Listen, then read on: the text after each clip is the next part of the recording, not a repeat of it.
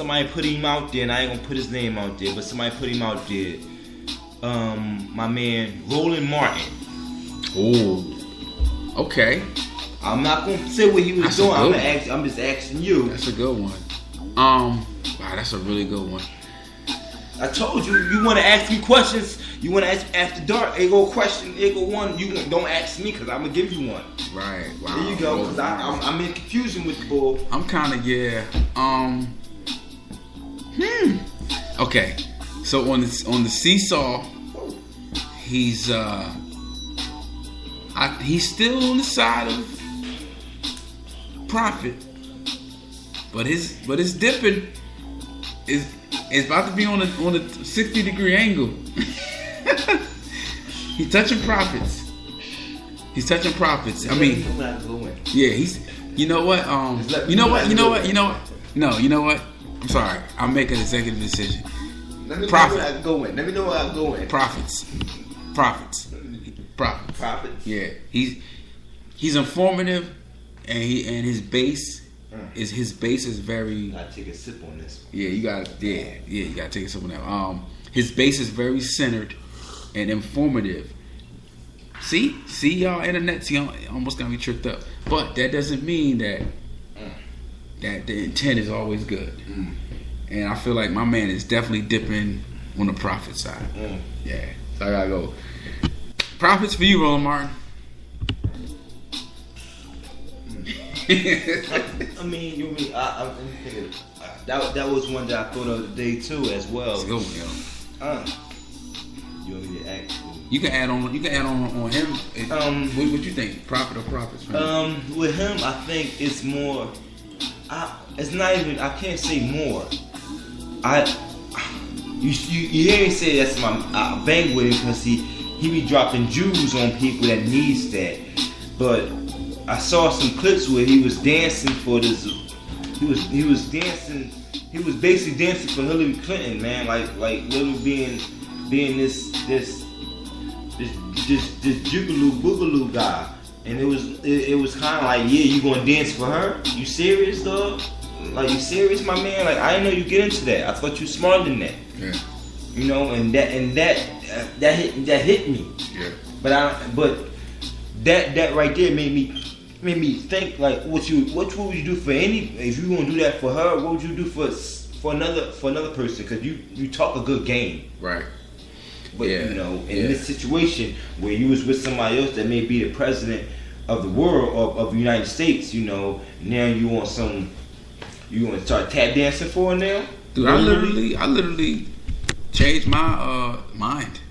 Like, after that, you changed it. Well, no, when you in mid guess. So all right, man, I'll throw out the last one. Prophet or Prophets. Let's see. Let's some female estrogen in this conversation. I was thinking about the female too. Yeah.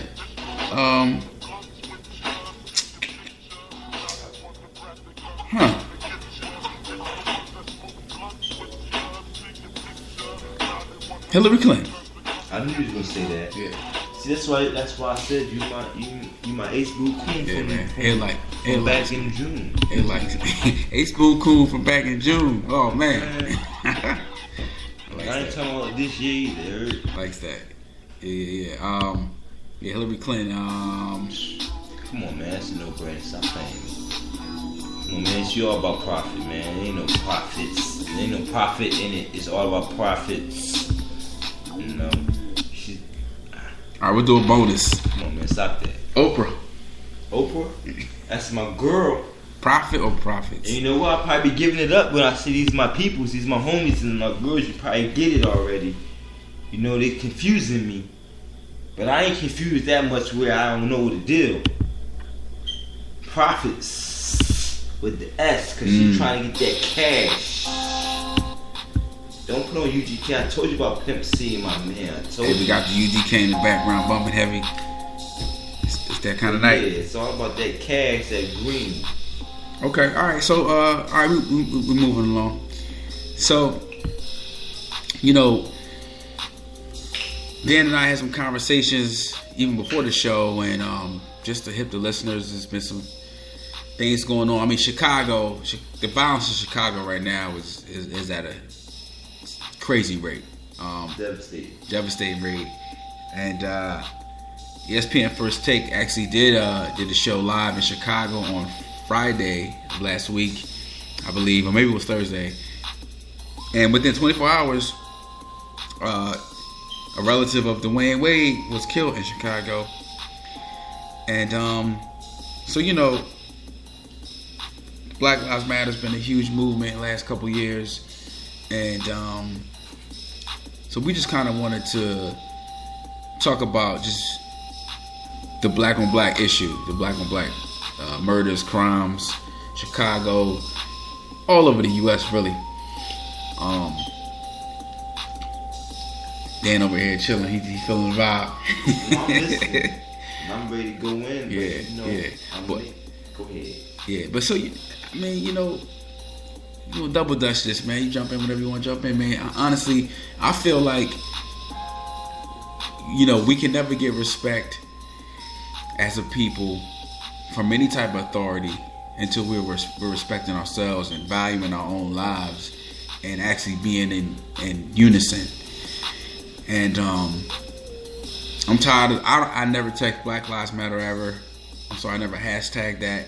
I never hashtag All Lives Matter either, because I feel like these little sayings trip people up and take us away from what the goal really is all about. And we have to respect. We gotta respect each other. We gotta, especially our subgroups. I don't use the word race because I believe it's the human race, but we have to respect our subgroups. You know, our intercultural familia.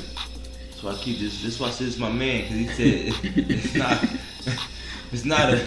It's only one race, baby. It's the human race. That's it. That's it. And I better get down with the game. Only one race, baby. Marathon. You know what I'm saying? You know what I mean? It's life. You don't get it. Yeah. You left. That's it. So, you know, yeah, man. You can add on, man, but you know what I'm saying?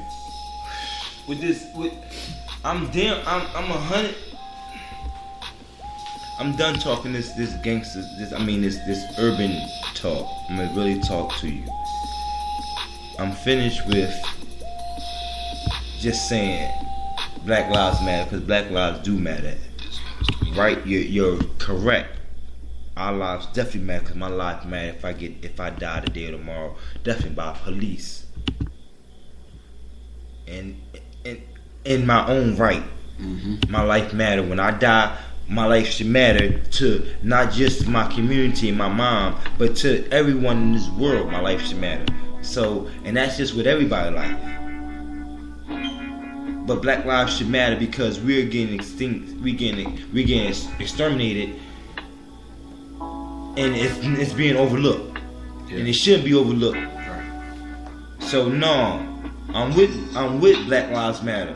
But on the other hand, we can't be killing ourselves. You know what I'm saying? I could name over 30 people that got killed by the gun. That's my friends that I talk to, like I'm talking to my man right now. That I could talk to I'm talking about from 2000 to 2016. Over 30. So yeah, and they been getting killed not by the other man, but by our own self, and that's the problem. Brother man. And when we start respecting ourselves, if I'm gonna go back to this clip called Malcolm X, you know, by Spike Lee, and when they went and they arrested them guys, they arrested a couple black guys and put them in jail, and Malcolm X, and unjustly, and they beat him up and all that. Malcolm X came up with a group of brothers, and he had them all on roll call.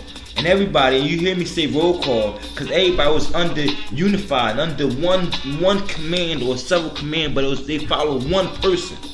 So when he snapped, everybody snapped. And I ain't saying you a sucker for following somebody. I'm saying you smart because you found somebody for a specific reason, and it must be positive. And when we're talking about unifying each other, we can't be killing each other. And that Malcolm X clip with Spike Lee, that Malcolm X clip, everybody they feared Malcolm X. It wasn't on some, oh yeah, they being thugs. No, they was organized. They was together. Yeah, it was unified. And when he said we out, he free. When they found out they released him. It was 100, and I don't think the guy was Muslim either. He wasn't even Muslim. Right. It was just simple fact that he was black. And I ain't saying do it for black. I'm saying do it for all of us, but especially blacks. Well, man, I think that like the solution, the whole Black Lives Matter. What do we do about this? You know, the police, and of course, like the police need to be reprimanded. Police need training. Hell yeah. The whole world need cultural competency at this point, but it's like the nucleus of this problem. I'm sorry, it comes within black culture. I got a criminal justice degree. I'm gonna say this again. I got a criminal justice degree. My professor, not my doctor. He wasn't even a professor. He was a doctor. His wife is a black lawyer. He's not even black. He's from UK somewhere. But he married a black woman, and she's an attorney. He said, "Man, listen. This criminal justice field ain't for us. Ain't for y'all. It's designed to destroy y'all. You know, if we don't wake up, man, this guy telling me this. This guy telling me this in college. Mm-hmm. He's telling me this, and he's not of my race. Right. And he's not just telling me this. He's telling the class this. Lincoln University. He's telling the class this. He's letting us know that this criminal justice field is not for us, and we gotta be wise. And we killing ourselves, man. We exterminating our own self. And then we gotta get hip. We gotta get hip. We gotta get hip because we lost. We sitting there thinking these guys around the corner is our enemy. Right. And unfortunately, when you find out who your real enemy is, it's kind of like too late. And you in particular, man, you know, while we're on this topic, you know, you lost some people, you know, very close to you in the last, you know, month or so. You know, so it's just like, you know, I know this hit home for you as well. But like, you know, I feel like I saw some projected rate in 2016 for 2026, and the black race was only expected to go up a percentage of 2, which is like when you break down simple mathematics. I mean, it doesn't even make sense. Doesn't make sense. You can't even add it up. No. Mathematically, it doesn't add up. It doesn't matter at all. So that means that we are either dying, we're either predicted to die, or predicted to be in jail, which you basically don't count anyway. I'm telling you, I got a little brother in jail, so you know I know it. Unfortunately, it doesn't count.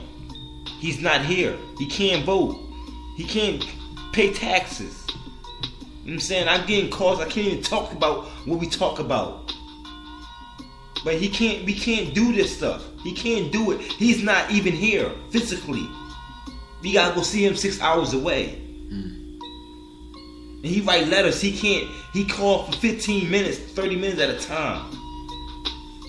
And he depend on us to put money in his account for him to even exist. And not just to society, but just to his family. So he really don't exist. He only exists for 15, 20 minutes a day. So if you want to call that living, you crazy. Yeah, he's dependent under the state. You know what I'm saying? Yeah.